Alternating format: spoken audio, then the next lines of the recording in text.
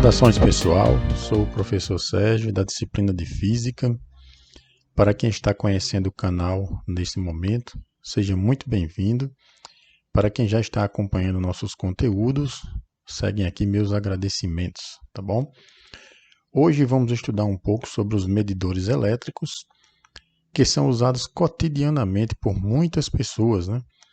Sejam das áreas técnicas, dos laboratórios das engenharias, dos laboratórios de física, ou então por pessoas do dia a dia, né? Que querem verificar, por exemplo, como anda a tensão da rede elétrica da sua residência, né?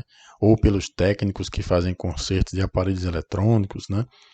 Para o teste de baterias e etc., né? Porém, para nós, trata-se de um conteúdo do ensino médio que está entre aqueles que caem nas provas do Enem, né?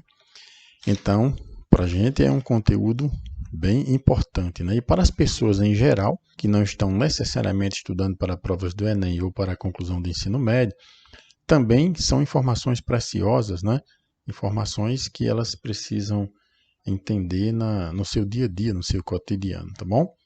Então, nós temos aqui o nosso tema, medidas elétricas, centralizando aqui a nossa atenção nos instrumentos básicos, né?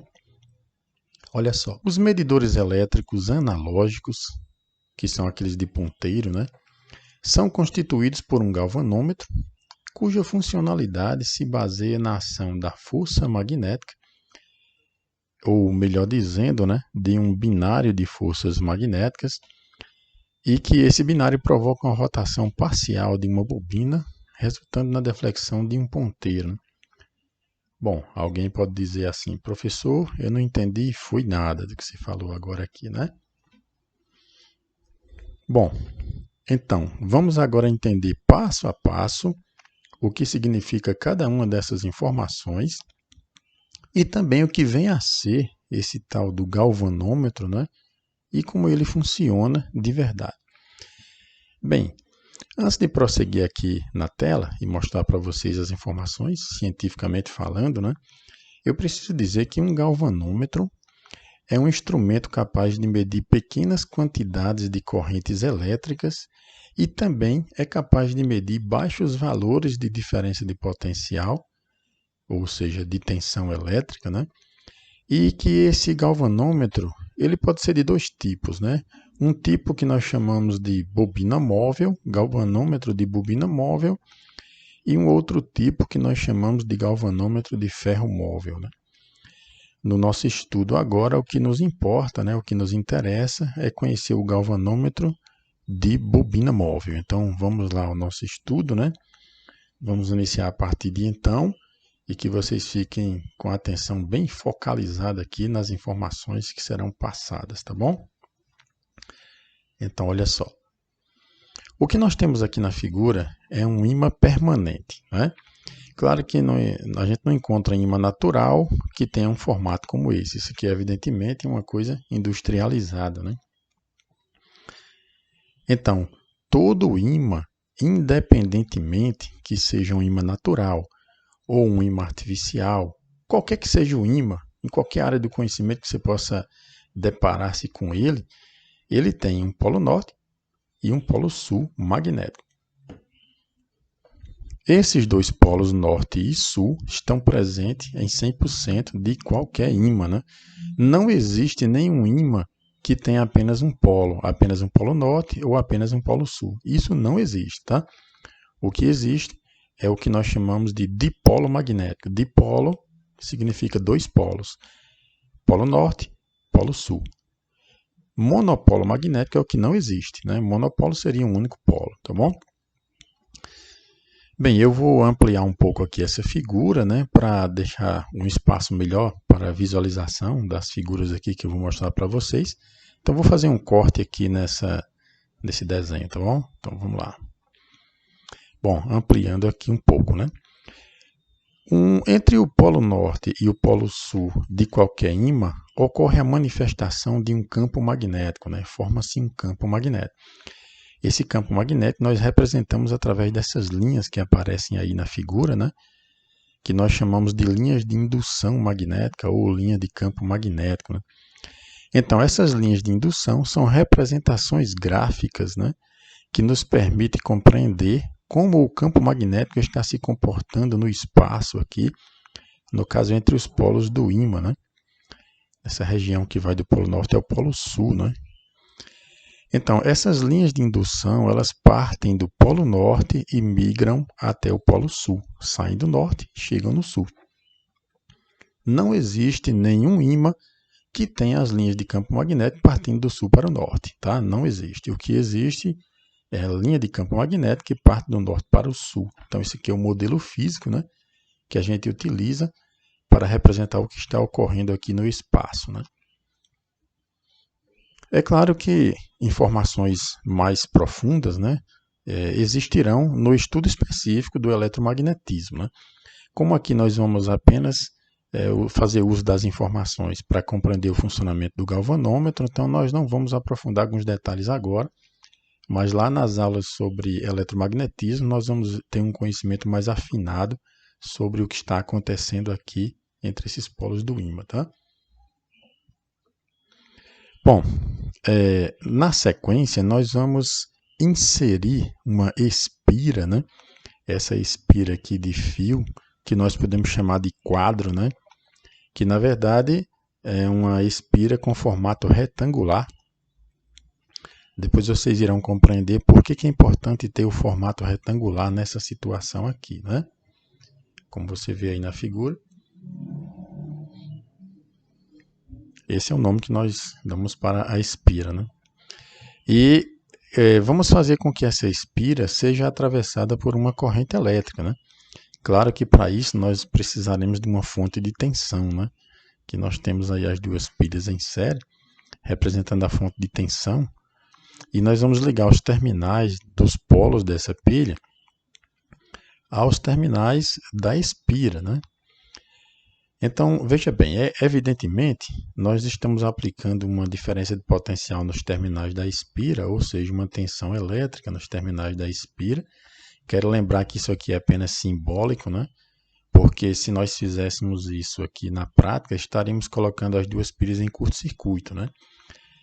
Mas nós estamos supondo aqui, considerando que a corrente seja pequena o suficiente, tá? Para que não ocorresse aqui uma sobrecarga nessas pilhas, tá? Então, veja bem, uma corrente elétrica irá circular pela espira retangular e retornar até a fonte de tensão. Nós sabemos que na realidade, no dia a dia, né, na prática real, é o movimento dos elétrons ao longo da extensão do fio condutor, desencadeando a corrente elétrica, né? Então, a corrente é constituída pelo movimento das cargas negativas. Portanto, ela sairia do polo negativo, atravessaria a espira e retornaria pelo polo positivo. Sendo que nesse estudo aqui do magnetismo, né, nos interessa o sentido convencional, porque algumas regras foram baseadas nele. O sentido convencional da corrente significa dizer uma corrente saindo pelo polo positivo, é o sentido hipotético, né, imaginário. Essa corrente estaria percorrendo o fio, irá atravessar a espira e retornar pelo polo negativo, como nós vamos visualizar agora na figura. Então acompanha aí, esse izinho verde representa a corrente elétrica, né, que está atravessando a espira, retornando até a fonte. Sendo que eu congelei dois momentos aqui, né, da corrente passando, né, ao ingressar na espira e quando ela sai da espira. Bem, é que o quadro da espira inicialmente é imerso aqui na região de campo magnético, paralelamente às linhas de campo magnético, né? Então nós temos aqui as linhas centrais e a espira retangular, ela está posicionada paralelamente a essas linhas de campo magnético, como você está observando, né? E então, quando a corrente elétrica atravessa essa espira, algo irá acontecer. Claro, né? Irá ocorrer um fenômeno físico aqui, que é o nosso objetivo compreendê-lo, né? Bom, mas vamos fazer o seguinte, vamos dividir aqui a espira através dessa linha pontilhada, que na verdade será o nosso chamado eixo de rotação, vocês irão compreender daqui a pouco, né? Então nós vamos dividir essa espira em dois setores, né? Da linha para o lado do polo sul e da linha pontilhada para o lado do Polo Norte, em dois setores, em dois segmentos, né? Ou poderíamos dizer, estamos dividindo a espira em dois ramos, né? Em dois ramos, tá certo? Bom, agora, para explicar para vocês o que irá acontecer aqui de verdade, eu vou fazer uso de uma regra conhecida como regra da mão esquerda, que a gente utiliza bastante lá no eletromagnetismo. Então aqui está a imagem aqui da mão esquerda e vamos compreender o que isso quer dizer. Olha só, o dedo indicador aponta para o sentido do campo magnético. Vamos iniciar estudando o setor da espira, ou seja, o ramo da espira que está mais próximo ao polo norte do ímã. Depois a gente faz a mesma coisa com a região da espira que está mais próximo do polo sul. Então presta bastante atenção para a gente entender o que irá ocorrer aqui no lado da espira que está próximo ao polo norte, tá bom? Então, o campo magnético é indicado pelo dedo, né, representado pela letra B maiúsculo, né? E como nós sabemos que o campo magnético parte do norte para o sul, então aqui está o vetor campo magnético. Observa aí, tá? O mouse apontando. O dedo médio, ele mostra o sentido da corrente elétrica e a direção da corrente. Então, como a gente viu o congelamento aqui da corrente, né, sentido convencional, ela está vindo aqui, ó, onde aparece a flechinha em azul, né, indicando o I de intensidade da corrente elétrica. E o dedo polegar aponta para a presença, para a existência de uma força magnética, né? Então, aqui, ó, existirá a força magnética. Só um detalhe. A região do fio, o segmento do fio da espira que tem a mesma direção das linhas de campo magnético não sofrerá ação de nenhuma força magnética. Assim também nós temos esse pedacinho aqui, ó, do lado direito e esse pedacinho do lado esquerdo. Não terá ação nenhuma força magnética.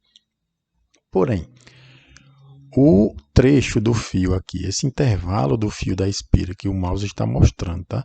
Que ele é perpendicular, ou seja, forma 90 graus, com as linhas de campo magnético, e todos os pontos desse fio sofrerão a ação da força magnética, tá? E essa força magnética, ela tem uma direção que forma 90 graus com a direção da corrente, ela também tem uma direção que forma 90 graus com o campo magnético, e para a eficiência máxima desse instrumento que nós estamos estudando, também há um ângulo de 90 graus, ou seja, são perpendiculares às direções do campo magnético e a direção da corrente elétrica. Para que a gente possa prosseguir, eu vou apagar uma parte aqui dessa figura, eu vou deixar apenas a força magnética para que não fique muita informação aqui, mas vocês devem lembrar que existe tudo isso aqui que está no gráfico, tá? Então vamos apagar aqui, deixar apenas a força magnética. Agora vamos estudar o que irá acontecer fisicamente, né, com o outro setor da espira, a outra parte da espira, né, que está próxima ao polo sul do ímã, né? Então, veja bem, observe que a corrente agora inverteu o sentido, né? Do lado do polo norte, a corrente vinha da esquerda para a direita, né, como você viu aqui há pouco tempo. Mais próximo ao polo sul, a corrente vai da direita para a esquerda. Portanto, eu vou ter que virar aqui a mão esquerda, né? Certo? Porque a corrente virou de sentido, né? Então, o indicador aponta para o campo magnético, que aqui ele continua vindo do polo norte para o polo sul, da mesma forma. O dedo médio indica o sentido da corrente, então veja que a corrente inverteu, agora ela vai lá para a esquerda, né? Da direita para a esquerda. E o polegar novamente aponta a presença de uma força magnética aqui para baixo. Veja no desenho aqui agora do lado esquerdo, né, que existe a força magnética para baixo na região do fio que forma 90 graus com as linhas de campo magnético. Porém, na região do fio que tem a mesma direção, né, das linhas de campo, não haverá nenhuma força magnética. Apenas nesse segmento aqui, nesse trecho do fio, né, nesse ramo que forma 90 graus com as linhas de campo magnético. Bom, os ângulos ortogonais aqui entre direção do campo magnético e direção da força, o ângulo 90 graus. Também 90 graus entre a direção do campo magnético e a da corrente. E, da mesma forma, a direção da corrente e a direção da força magnética, 90 graus. Bom, eu vou apagar também, novamente aqui, né, esse intervalo, para que fique apenas a força magnética. Obviamente que você já deve ter percebido, né, que com base num eixo aqui de rotação, essa espira vai girar, ela vai rotacionar parcialmente. E por que isso vai acontecer? Porque no extremo, no segmento da espira que está próximo ao Polo Norte, existe uma força magnética perpendicular para cima, e no setor da espira, né, que fica próximo ao Polo Sul, haverá uma força magnética para baixo. Isso vai fazer com que ela gire com base nesse eixo. Rotação parcial. Bom, estamos começando a compreender o que vai acontecer aqui. Vamos aprofundar um pouco mais à frente, mas eu preciso destacar algumas informações. Olha só. Nos galvanômetros de verdade, né, porque esse conjunto aqui já é uma parte do medidor conhecido como galvanômetro, né, a espira representada na explicação, ou seja, essa espira retangular, na verdade ela não é apenas uma espira, né? Ela é substituída por muitas espiras, todas ainda no formato retangular, certo? Em torno de um corpo cilíndrico que seria uma espécie de rotor, né? Esse é o chamado efeito motor. Então esse eixo cilíndrico, esse corpo cilíndrico tem um eixo, na verdade, e ele tem a bobina retangular envolvendo, né, esse cilindro, né, nesse formato aqui. Isso é o que nós chamamos de bobina do galvanômetro. Em funcionamento, essa bobina deve ser percorrida por uma corrente elétrica bem pequena, né, de baixa intensidade, porque se for uma corrente muito intensa, o calor pode destruir o próprio fio, né, é um fio bastante fino, né? Então, para não danificar a bobina do galvanômetro, a quantidade de corrente elétrica que deve atravessar a bobina tem que ser bem pequena. O eixo de rotação, esse eixo aqui, que na verdade será o eixo do corpo cilíndrico, como nós vamos ver mais à frente, ele é conectado a um ponteiro. E quando a bobina gira, esse ponteiro deflexiona e ele percorre alguns ângulos fazendo a leitura numa escala, né? Nós vamos ver mais à frente, daqui a pouco, uma figura que explica isso melhor. Bom, esse galvanômetro de bobina móvel, que ele é empregado nos instrumentos básicos, né, analógicos, ele foi inventado pelo físico francês e também médico francês, ele era médico e físico inventor, né, Jacques Arsène d'Arsenval, em 1881. Então ele foi o criador e patenteador desse instrumento conhecido como galvanômetro, a partir do qual se derivou inúmeros tipos de instrumento, né? Se derivaram vários instrumentos. Outra coisa, só para esclarecer, os ramos da espira, a espira está paralela ao campo. Inicialmente, ela é colocada aqui paralela às linhas de campo magnético, tá? Bom, os ramos da espira, que têm a mesma direção das linhas de campo magnético, não sofrem ação da força magnética. Veja bem, os ramos da espira paralela ao campo, que tem a mesma direção das linhas de campo magnético, não sofrem ação da força magnética. Esse setor aqui que o mouse mostra na figura, esses setores aqui, como eu falei para vocês. Porém, a força magnética age nos segmentos da espira, ou seja, nos intervalos dela, nos trechos do fio, né, da espira, que formam 90 graus com as linhas de campo, né? Então aí a força magnética atua. Daí o porquê que existe esse binário, né? Na verdade, duas forças em sentidos contrários, aplicadas numa pequena, como se fosse uma pequena alavanca, né? Com um centro aqui que seria no eixo, né? Como você observa aí na figura. Esse binário causa a rotação da bobina, né? Então vamos seguir adiante para a gente aprofundar um pouco mais. Vamos verificar a construção do galvanômetro, né? Bem, a realização de medidas elétricas é algo frequente e necessário quando nos referimos aos circuitos elétricos. É um instrumento precioso, um instrumento de medida, né? A partir do galvanômetro, que é o dispositivo eletromecânico analógico que nós estamos estudando, a partir dele surgem os amperímetros, os voltímetros, os ohmímetros e tantos outros medidores além deles, sendo que esses são os mais frequentemente utilizados, né? Olha só essas figuras aqui que elas explicam melhor as informações que foram ditas antes. Veja, nós temos um ímã em formato de U, por exemplo, né? É um ímã permanente. E nós vamos pegar aqui um corpo cilíndrico com um eixo e vamos colocar sobre ele uma bobina, que no caso aí é a bobina do galvanômetro, né, que são aquelas espiras retangulares, é o nosso quadro, né? Esse conjunto inteiro vai ser inserido aqui nesse espaço entre os polos norte e sul. Então, corpo cilíndrico com eixo e bobina. Vamos lá. Agora sim, a bobina está na região de campo magnético, não é? Porém, é necessário que uma corrente elétrica percorra a fiação dessa bobina para que o fenômeno do binário de forças magnéticas aconteça e aí ela possa girar, né? Bom, também no instrumento é colocado aqui um painel, né, com valores de escalas de medida, de tensão, de corrente, né? E também é necessário que existam duas molas, geralmente existem dos dois lados do corpo cilíndrico, né? Aqui no desenho eu coloquei apenas um lado, mas existe dos dois lados. E o objetivo dessa mola é puxar a bobina de volta para a sua posição de partida quando a corrente elétrica deixa de existir, né? E também fazemos uso de um ponteiro, que é o chamado cabelo do medidor, alguns chamam também de agulha do medidor, né, no dia a dia, né? Esses apelidos que colocam aí nessas partes do instrumento. Mas, na verdade, o objetivo dessa mola é puxar o ponteiro de volta para o zero da escala quando a corrente elétrica deixa de existir. Bem, eu preparei aqui uma animaçãozinha para a gente compreender isso, né? Vamos verificar como é que é. Vou apagar isso aqui. Há um detalhe aqui, somente indicando que é o ponteiro da leitura da escala, né? Vamos lá.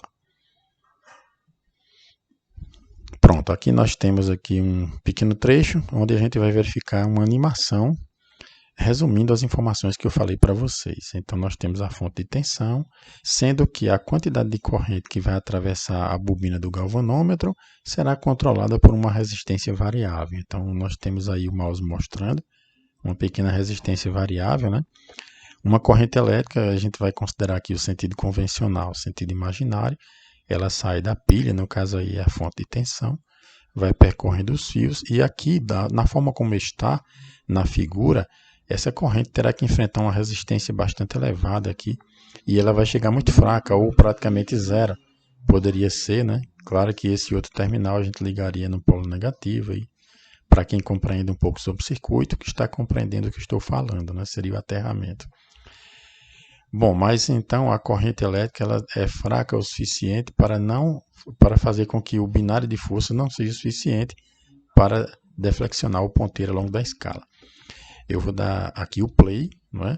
E nós vamos observar que essa resistência vai diminuindo à medida que o cursor vai subindo e então a corrente elétrica começa a atravessar o fio e percorre a bobina do galvanômetro e o binário de forças vai ficando tão mais forte quanto mais intensa a corrente for e a resistência aqui for menor. Então observa com cautela quando dá início à animação que essa resistência vai diminuindo, o cursor vai subindo, a corrente vai ficando mais forte e aí o ponteiro vai deflexionando. É assim que ocorre o funcionamento do galvanômetro, tá? Vamos lá, play. Olha, o cursor subiu e a resistência agora, esse pedacinho aqui, é menor que a metade, né? Se for uma resistência linear, menor que a metade. Isso quer dizer que a corrente que passou gerou um binário de forças magnéticas que conseguiu girar a bobina e fez o ponteiro deflexionar ao longo da escala.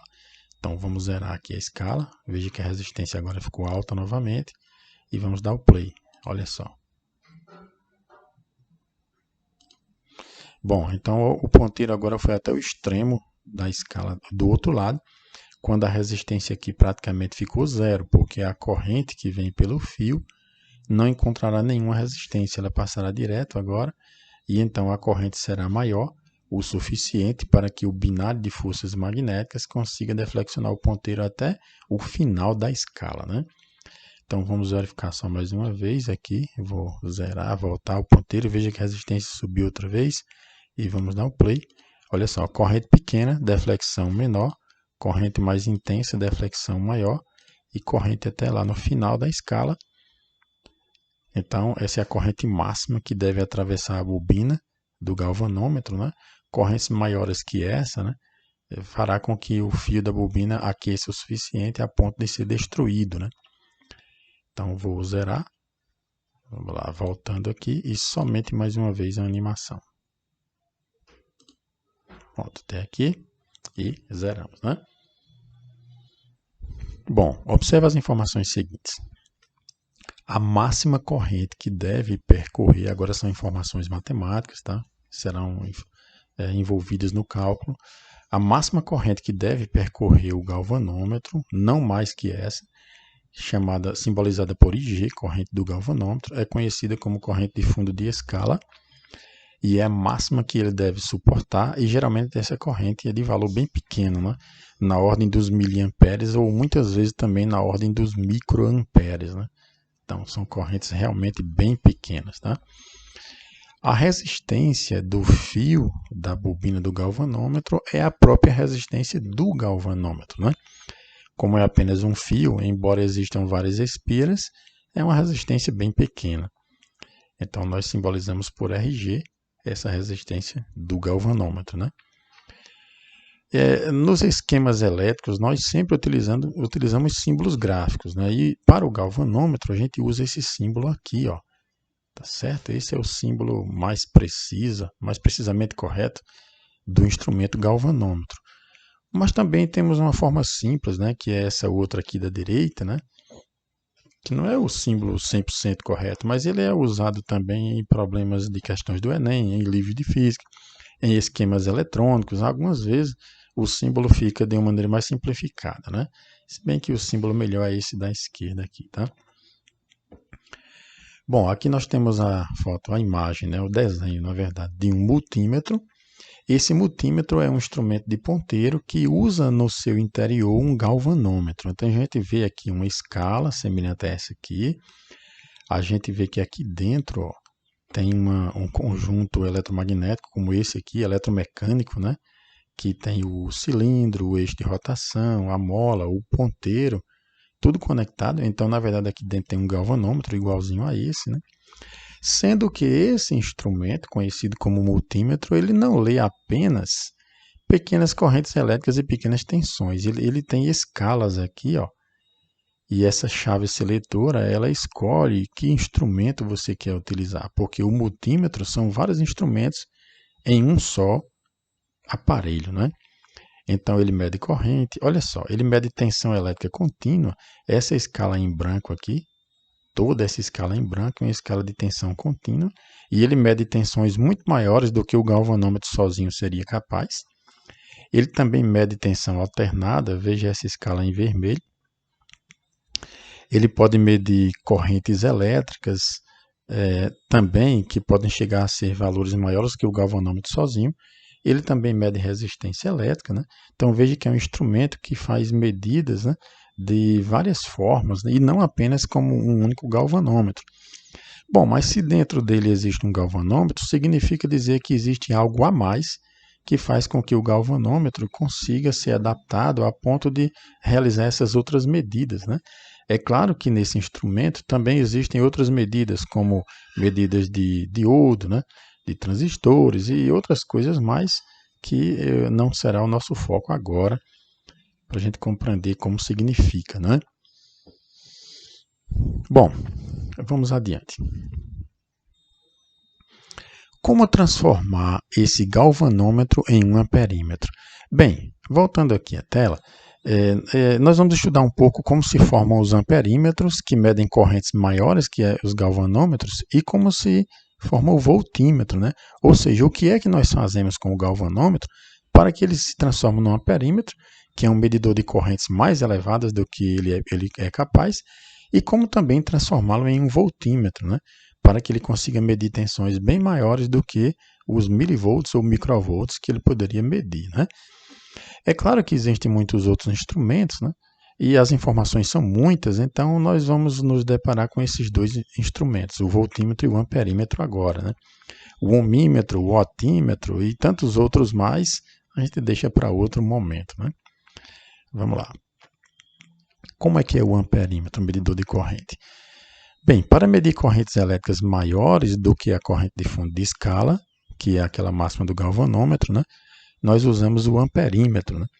Que na verdade é um galvanômetro com adaptação de expansão de escala.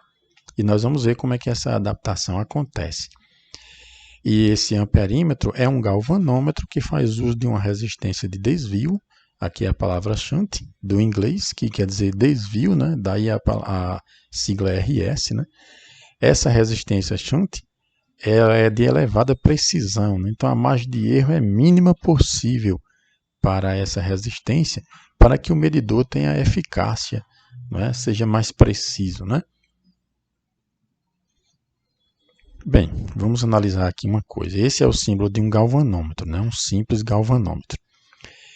E ele tem uma resistência RG, né? Resistência do galvanômetro.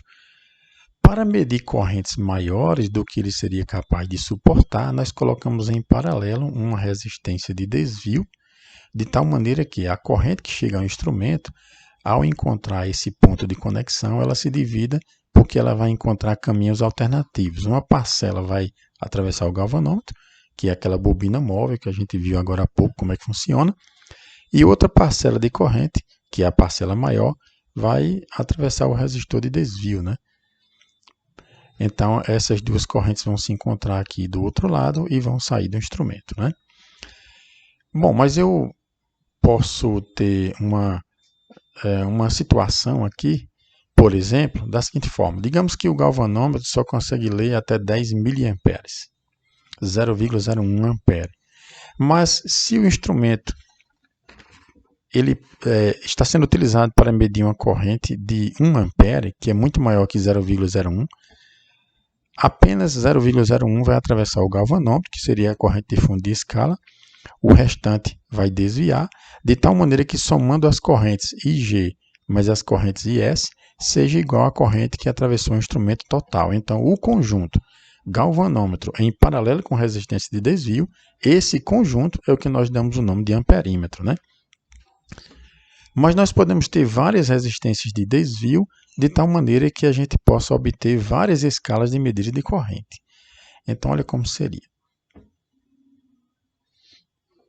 Aqui nós temos uma figura com duas resistências de desvio e uma chave seletora. Aquela chave seletora que a gente viu lá na foto do multímetro, né, ela serve exatamente para isso. Veja, uma corrente elétrica vai ingressar no instrumento e vai dividir em dois caminhos, sendo que a chave seletora vai dizer por qual resistência de desvio ela irá passar. Cada resistor shunt implica numa diferente escala de corrente. Então, para esse primeiro resistor RS, nós teremos a medida de um intervalo de corrente maior que o galvanômetro. Para esse outro resistor RS, nós podemos ter um valor ainda maior que esse anterior. Então, as escalas de corrente, elas utilizam esses resistores de desvio, né? Veja bem como é que seria. Uma corrente elétrica ingressa aqui, e ela vai dividir em dois caminhos. A corrente de fundo de escala atravessa o galvanômetro e a outra corrente pelo resistor de desvio, e que esteja selecionado pela chave, né? E essas correntes saem do instrumento. Mas se a chave muda, observa aí na animação, a chave está mudando e seleciona o outro resistor de desvio, vai acontecer exatamente a mesma coisa. Então, olha aí os caminhos, né? Tá certo? Bom, essa resistência de desvio, ela pode ser simplesmente um pedaço de fio. Eu falei para vocês que a resistência do galvanômetro é muito pequena, né? Porque é a resistência de um fio, né? É em forma de espira. Então, para desviar uma maior quantidade de corrente, para que a maior parcela da corrente que chega no amperímetro seja desviada e não passe pelo galvanômetro, e sim pela resistência de desvio, é necessário que a resistência de desvio seja ainda menor do que a do galvanômetro. Então, geralmente se utiliza nas placas dos medidores, né, soldados na placa dentro do aparelho, resistência desse tipo aqui, ó, que é apenas um pedaço de fio, porém com resistência de precisão, né? Esse é o tipo de resistência de desvio usado internamente nos amperímetros, ou dentro dos multímetros, né? Que o multímetro ele tem um amperímetro, mas ele também tem voltímetro, ele tem ohmímetro, ele tem outros medidores dentro. Mas também existem outros formatos além desse, né? Existe até de molas, espirais e tudo mais. Mas a gente também tem outro formato de resistência shunt, né? De desvio, né? Essa é a resistência usada para medir correntes muito altas, né? Então, comparando o tamanho dela com o tamanho de uma mão aqui, você observa, ela pode ter esse formato aqui ondulado, ela pode ter esse formato reto, né? Mas essas resistências de desvio de alta potência, né? Ela é utilizada para ler correntes muito elevadas, por exemplo, correntes da ordem de 50 amperes, 100 amperes, 300 amperes, então correntes altíssimas, né? Para medir essas correntes muito altas, se usa esses resistores ou resistências, né, de desvio externas conectadas ao aparelho, né? Diferente dessa outra aqui, que elas são usadas para correntes de valores menores, né? Que também pode chegar na escala dos amperes, né? Bom, então esse é o tipo de resistência shunt utilizado nas conexões externas dos instrumentos. Já esse fio aqui é um dos modelos usados no circuito interno do próprio medidor, né? Olha só, o resistor shunt é uma resistência de derivação, né? Porque ele proporciona um desvio, né? Ele mostra um caminho alternativo para a passagem da corrente, impedindo que o seu excesso possa danificar a bobina do galvanômetro, né? Essa resistência de desvio deve ter margem de erro desprezível, ou seja, quanto maior a precisão, melhor, né? E ela pode ser medida em miliohm, por exemplo, né? Então, uma resistência bem pequena, 1 miliohm equivale a 0,001 ohm.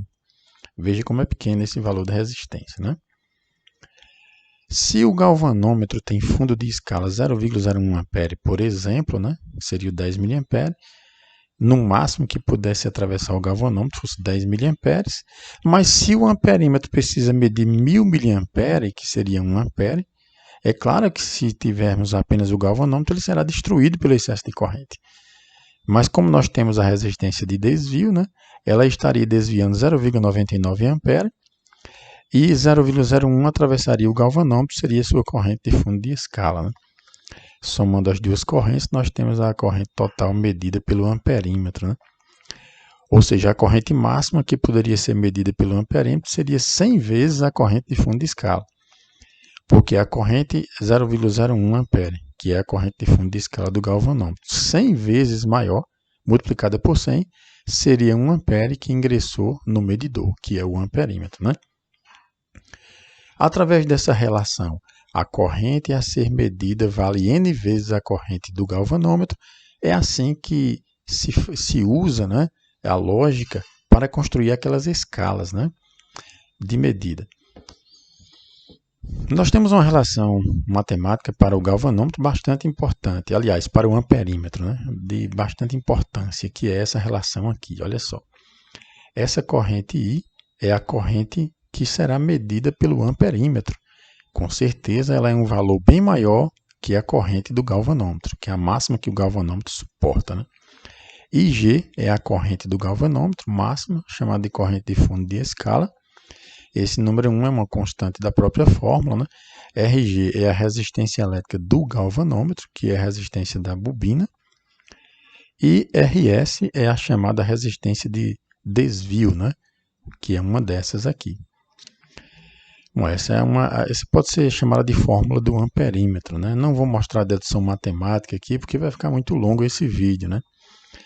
Então, sendo que a corrente a ser lida pelo amperímetro vale N vezes a corrente do galvanômetro. Observa aqui, ó. Observa bem, com bastante atenção. Essa corrente I, aqui, que é essa corrente, ela vale N vezes a corrente IG, ou seja, N vezes, que está dentro do parênteses, a corrente IG. Esse N é o que nós chamamos de fator de multiplicação da escala, e ele vale 1 mais RG sobre RS. O amperímetro ideal, para que ele não interfira nas medidas ao ser conectado nos circuitos elétricos, como nós vimos na videoaula passada, né, sobre medidas elétricas, né? Quem não assistiu, vê a videoaula número 4, né? Certo? Nas partes 1 e 2, você vai ver sobre isso. Então, esse amperímetro ideal, ele deveria ter resistência zero, né? Claro que não existe perfeitamente a resistência zero dessa forma, mas a gente supõe, como sendo um amperímetro ideal, tem a resistência zero e ele é colocado em série com os circuitos. Olha, o galvanômetro é como se fosse um resistor. A resistência de desvio é outro resistor. Quando dois resistores estão associados em paralelo, a resistência equivalente é menor que o menor resistor. Se a resistência de desvio é a resistência menor, a resistência equivalente do instrumento é menor que ele. Se a resistência de desvio, por exemplo, fosse de 5 miliohms, então a resistência do amperímetro seria ainda menor que 5 miliohms. Ou seja, uma resistência tão pequena que nós podemos até, em algumas situações, considerar como zero, né? 0,000 e mais alguma coisa, né? Então, aí, quanto menor essa resistência equivalente do aparelho inteiro, mais preciso será o instrumento. Outra coisa, o símbolo do amperímetro, né? É esse aqui, né? Que nós mostramos aqui, apontamos com o mouse, ou então essa versão mais simplificada que aparece em questões do Enem e em alguns livros, né? Mas o símbolo mais preciso usado na eletrônica é esse aqui da esquerda, né? Tudo certo, pessoal? Eu espero que estejam ficando bem claras as informações para vocês, tá? É claro que a aprendizagem acontece quando a gente revê as informações, a gente assiste o vídeo outras vezes, né? A gente faz algumas anotações, inclusive, né? Principalmente das fórmulas, significado das grandezas, das unidades de medida, né? Que nós vamos ver posteriormente, tá bom? Vamos adiante. Assim, a gente viu aqui sobre o amperímetro, né? Como ele é construído. É um galvanômetro com resistência em paralelo. Agora vamos verificar o voltímetro, né? Como é que o galvanômetro pode ser modificado para que ele consiga ler valores de tensão, né? O voltímetro. Olha, para medir tensão elétrica, o galvanômetro é associado em série com um resistor de resistência elétrica muito elevada, conhecido como resistência multiplicadora, RM, constituindo dessa forma o instrumento que nós chamamos de voltímetro. Vamos ver como é que é isso. Nós temos aqui um galvanômetro, né? Vamos colocar números para ficar mais fácil que vocês entendam. Aqui nós temos a resistência do galvanômetro RG e nós temos uma corrente elétrica de fundo de escala que atravessa o galvanômetro. Vamos supor as seguintes condições com números. Vamos imaginar, né? Claro que isso aqui é apenas um exemplo, né? Vamos imaginar que a resistência do galvanômetro chegasse a 100 ohm e que a máxima corrente que pudesse atravessá-lo fosse de 2 mA, né? Correntes maiores que essa causariam destruição no medidor. Então, fazendo uso da lei de Ohm, U é igual a R vezes I, nós seremos capazes de descobrir quantos volts esse galvanômetro poderia medir, né? Porque um simples galvanômetro ele pode medir correntes muito pequenas e ele também pode medir tensões muito pequenas. Então, vamos fazer esse cálculo aqui. A tensão no galvanômetro, nos terminais do galvanômetro, que ele poderia medir, é igual à resistência do galvanômetro, que vale 100 ohms, multiplicado pela corrente que podia atravessá-lo, no máximo, que é de 2 mA. Esse mili representa milésimo, e milésimo pode ser simbolizado por 10 elevado a menos 3. Pode ser substituído, né? Portanto, 2 mA é 2 vezes 10 elevado a menos 3 ampere, que seria 2 dividido por 1000, 2 milésimos, né? Vamos fazer essa multiplicação. 100 vezes 2 dá 200. 200 milésimos seriam 200 miliamperes. Ou então, volta às três casas. 100 vezes 2, 200. Volta às três casas no 200. Seria 0,2 volts. Ops, um pequeno erro. Aqui seria 200 milivolts e não miliampere. Tá? Miliampere é a corrente. Então, 100 vezes 2 dá 200. Voltando 3 casas, uma por uma no 200, dá 0,2 volt. Ou, se quiser, os 200 milivolts. Tá certo aí, pessoal?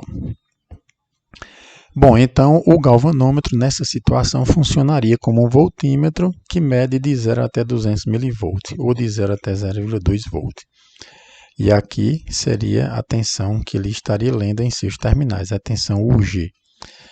Bem, estamos próximos de concluir a nossa aula, próximos, né? Então, vamos fazer o seguinte, eu vou reunir essas três informações aqui ao lado, o valor do RG, do IG e do UG, vou colocar aqui ao lado, e vou apagar esse espaço aqui. E vamos fazer agora uma outra interpretação. Olha só, O galvanômetro não consegue medir tensões mais elevadas que essa, mas um voltímetro consegue, né? Medir tensões bem elevadas. Então, o que é que a gente deve fazer no galvanômetro para que ele se transforme no voltímetro?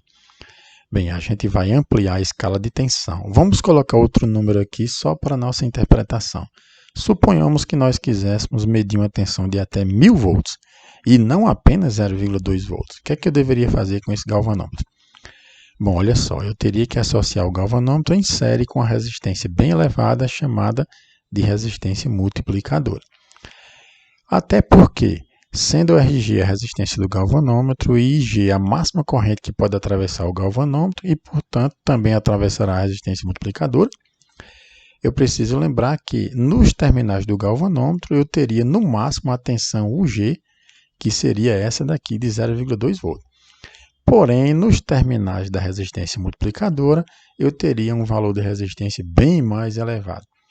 De tal maneira que o conjunto aqui, galvanômetro em série com a resistência multiplicadora, é o que nós chamamos de voltímetro, né? E, portanto, nos terminais do voltímetro, poderíamos efetuar a leitura de uma tensão UV muito maior do que o valor UG, e principalmente porque a gente soma a tensão UG com a tensão UM e a gente obtém a tensão do voltímetro, tensão UV. Resumindo, UV é igual a UG mais UM, né? Isso aqui é como se fossem dois resistores em série e a gente aprendeu que os resistores em série, cada um recebe um percentual de tensão, né? E que a resistência maior se submete a uma tensão mais elevada. Bom, fazendo uso da lei de Ohm, né? Que eu escrevi agora há pouco, U igual a R vezes I, porque eu fiz aqui a regra de 3. Produto dos meios igual a produto dos extremos, U vezes 1 igual a R vezes I. Mas vamos deixá-la dessa forma aqui. Fazendo uso da mesma lei de Ohm, a resistência elétrica do voltímetro, que é a resistência total do instrumento, que é uma série entre a resistência do galvanômetro e a resistência multiplicadora. E na série a gente soma. Então, a resistência do voltímetro é a soma das resistências do galvanômetro e da resistência multiplicadora. É o RV. Isso será igual à tensão elétrica de 1000 volts que nós queremos medir, dividido pela corrente máxima que atravessa o galvanômetro, que seria esse valor de 2 mA, ou 2 vezes 10 elevado a menos 3 ampere, né? Está aqui. Matematicamente falando, é uma operação legal a gente levar essa potência que está embaixo da fração para a parte de cima, trocando o sinal do expoente, né? Então, isso aqui vai subir, vai virar 10 elevado a 3. Vamos ver. Sendo a resistência do galvanômetro aqui igual a 100, né? Do valor que a gente criou como exemplo, então 100 mais a resistência multiplicadora seria igual a 1000 vezes 10 a terceira dividido por 2. Então, observe que dividindo esse 1000 aqui por 2, nós vamos obter 500. 500 vezes 10 a terceira. 10 a terceira é 1000, então 500 vezes 1000, 500 mil. Então 100 mais Rm igual a 500 mil. Fazendo a seguinte operação, do lado esquerdo da igualdade nós temos o 100 como sendo positivo, somando. Se nós passamos esse 100 para o lado direito da igualdade, para o outro lado ele vai subtraindo. E aí a gente vai ter o seguinte, né? Resistência multiplicadora será igual a 500 mil menos 100. E o resultado disso será 499.900 ohms de resistência, né? Como a resistência multiplicadora são resistores de alta precisão, nós encontraríamos no mercado um resistor de 499 ohms. Sendo que 499.900 se aproxima mais de 500 mil, né? Então, o valor de resistência próximo dos 500 mil seria o valor utilizado no instrumento, né? Olha só, nós também podemos ter várias resistências multiplicadoras, porque assim a gente consegue várias escalas de medida de tensão, assim como aconteceu lá na escala de medida de corrente. Então, aqui está o galvanômetro, a chave seletora, aquela chave lá do multímetro, né? E aí a gente escolhe várias resistências multiplicadoras, que funcionariam da seguinte forma. Olha uma corrente elétrica passando pelo galvanômetro, subindo pela resistência escolhida. Mas se a chave vai para essa resistência Rm2, olha só a chave. Então a corrente vai passar por Rm2. Se a chave seletora vai para a resistência multiplicadora 3, então daí a corrente passa pelo terceiro. Cada Rm selecionado implica numa escala diferente de medida de tensão. É assim que nós temos o voltímetro com várias escalas de tensão. Tensões pequenas, tensões médias, tensões mais elevadas, né? Na prática, como é que é uma resistência multiplicadora como essa? Bom, é um resistor de alta precisão, né? Ele geralmente tem 5 cores, mas também existe o de 6 cores, onde ali também aparece uma cor representando o coeficiente de temperatura, né? Então, esse é um resistor aqui de valor 499 kΩ, né? Ou 499 mil ohms. Então, um resistor de elevada precisão com margem de erro mínima possível. Então, é assim que os resistores aparecem dentro dos aparelhos, dentro do multímetro, né? Dentro dos instrumentos. Bom, vou apagar uma parte aqui para a gente finalizar nossas explicações da seguinte forma, né? Nós também temos uma relação matemática para o voltímetro, né? E essa relação matemática é essa formulazinha que a gente observa aqui, né? Ao lado. Sendo que esse U é a tensão elétrica a ser medida nos terminais externos do voltímetro, né? É a tensão UV que o voltímetro seria capaz de medir. Tensão elétrica a ser medida pelo voltímetro. Essa tensão UG é a máxima tensão que pode ser aplicada no galvanômetro. No exemplo numérico aqui, seria de 0,2 volts, né? Mas esses números são apenas exemplos, né? Podem ser outros valores, né? Esse 1 é um número constante da própria fórmula, Rm é a resistência multiplicadora, e o Rg é a resistência do galvanômetro. Então, Rg, resistência do galvanômetro, que é a resistência do fio da bobina, e o Rm é a resistência multiplicadora, né? Bom, o símbolo do voltímetro é esse aqui, que você observa agora, ou a versão simplificada, que está aqui ao lado, né? Bem, meus amigos, nós finalizamos por aqui essa aula, então levamos aí um pouquinho mais de 50 minutos, né? Então, não são aulas de 5, 10 minutos, mas são aulas que se comparam com a sala de aula presencial, então o conteúdo durante uma aula inteira, né? E eu espero que vocês tirem o máximo proveito dessas informações. Você que está estudando para o Enem, meus votos de muito sucesso, né? Aproveitem bastante os conteúdos. Para quem está ainda no ensino médio também, né? Meus votos de muito sucesso, muita aprendizagem. E eu vou ficando por aqui.